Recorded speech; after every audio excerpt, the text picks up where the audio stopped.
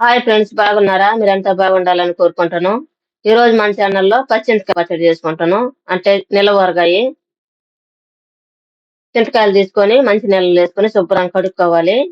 ఒక పొడి క్లాత్ తీసుకొని పొడి క్లాత్ మీద వేసుకోవాలి. అన్ని ఆ విధంగా శుభ్రంగా కడుక్కొని వేసుకోవాలి. దాని మీద మట్టి అంతా ఇసుక ఎన్ని ఉంటాయి కదా, ఎన్ని పోయేటట్టుగా శుభ్రం చేసుకోవాలి. ఆ తర్వాత క్లాత్ తో తుడిచేసుకోవాలి. శుభ్రంగా నిమ్మ లేకుండా తుడిచేసుకోవాలి. ఏమైనా ఇరిగిపోయినవి అలా దెబ్బ తగిలి అవన్నీ తీసేసుకోవాలి. ఏమో శుద్ధంగా చేసుకోవాలి. ఒక చాకు సహాయంతోటి ఈ పొట్టంతా తీసేసుకోవాలి. పై పొట్టంతా తీసేసుకోవాలి. కొంచెం నిదానంగా అయినా ఈ విధంగా చేసుకోండి. మన చిన్న పిల్లకాయలు తినేటప్పుడు బాగుంటది. పళ్ళకి తగలకుండా ఉంటది.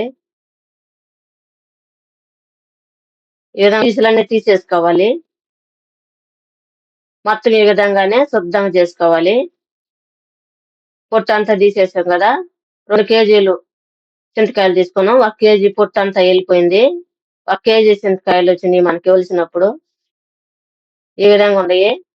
ఒకటేళ ఎర్ర చింతకాయలు, తెల్ల చింతకాయలు 2 వచ్చినియి.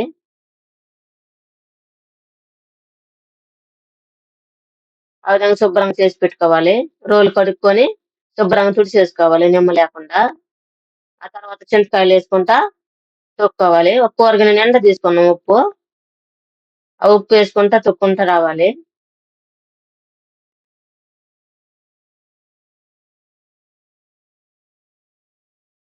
మనం దంచుకుంటే కొద్ది కొద్దిగా యేసుకుంటా దంచుకోవాలి.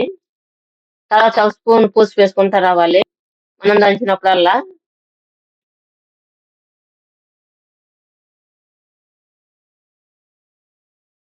అంత మెత్తంగా ఏం అవసరం లేదు.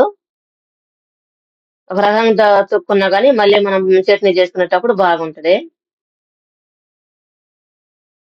మళ్ళీ తిరగదొక్కాలి గదా! 3 రోజుల తర్వాత. అప్పుడు ఇంకా బాగుంటది. ఈ విధంగా తొక్కి పెట్టుకుంటే బాగా ఊరద్ది.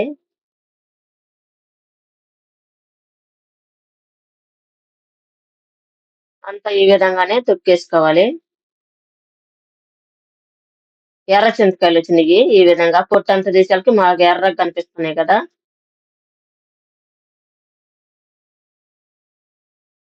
మొత్తం ఒకసారి పోసి మళ్ళా ఉప్పు, పసుపు కలిసేటట్టుగా తొక్కాలి.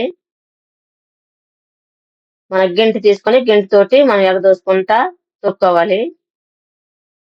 బాగా పైకి కిందకనుకొని తొక్కోవాలి.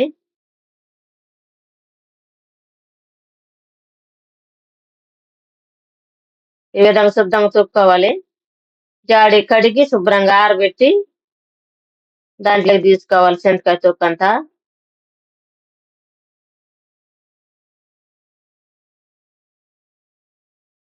మొత్తం సరి చేసుకోవాలి. పైనే కొంత కల్లుప్పేసుకొని మూత పెట్టేసుకోవాలి. 3 రోజుల తర్వాత మళ్ళా చేద్దాం. 3 days later. 3 రోజుల తర్వాత మరి రోలు కడుక్కొని శుభ్రంగా తుడిచేసుకొని నిమ్ము లేకుండా మళ్ళా రొంత ఏసుకుంటా తొక్కోవాలి. ఇప్పుడు మళ్ళా తొక్కేటప్పుడు ఉప్పు గాని, పసుపు గాని ఏమి ఎయబాకండి. ముందుగా మనం వేసింది సరిపోద్ది.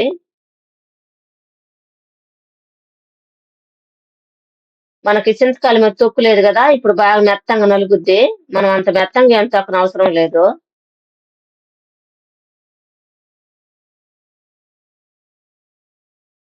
ఒక బౌల్‌లోకి తీసుకోవాలి. నిమ్మేం లేకుండా జూసుకోండి.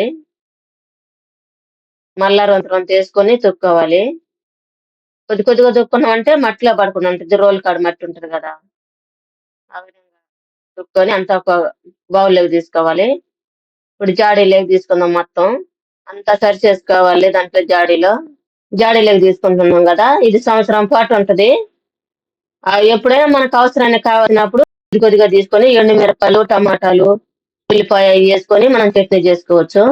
ఈ విధంగా ఒక క్లాత్ తీసుకొని దాని మీద ఏసుకోవాలి. దుమ్ము, ధూళి పడకుండా ఉంటది. ఆ తర్వాత మూత పెట్టుకోవచ్చు. ఆ విధంగా యేసుకొని మూత పెట్టుకోవాలి. ఈ వీడియో మీకు నచ్చినట్లయితే లైక్, షేర్ చేయండి. సబ్స్క్రైబ్ చేసుకోండి. పక్కన ఉన్న బెల్ నొక్కండి. Thanks for watching.